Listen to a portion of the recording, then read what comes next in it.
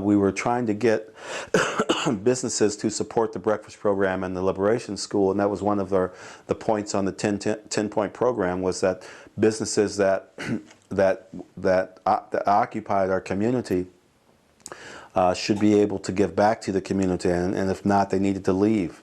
And there were 2 Safeways in the black community that were right in the heart of the CD. They were like bookends on 23rd Avenue. One was on Union and the other one was on Jackson. And they had they had refused to give to the breakfast program, and so we told the community, you know, when you go in there, fill up your carts with groceries, have them check them all out, and then don't pay for them. Make them put them back on the shelves, and then the rest, no one else, the rest of you don't go in.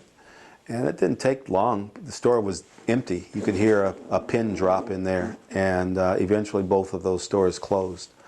But there were small businesses like Jack Richland around the corner on 22nd and Union who readily gave whatever. We didn't ask him for any particular amount. We never asked him for a particular amount. He was a little small grocery store, but he'd give dozens of eggs, he'd give sausage, he'd give bread, whatever he had extra he would give.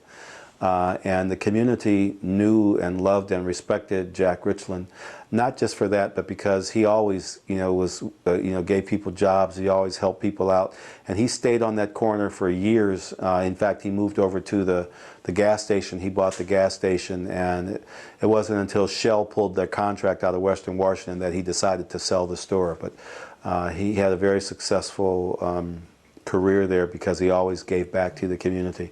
And so we had a lot of places that gave. Safeway was just one of those big corporations who kind of thumbed up the community. They not only did it in Seattle, I mean, they were like the target of boycotts for years in California because of the United Farm Workers, you know, the Cesar Chavez, and they boycotted Safeway for years because Safeway would not honor the Latino unions. And so that was something that I remember out of '69, is the fact that we were able to successfully close those stores down that were really what we considered greedy, avaricious businessmen that wouldn't give back to the community.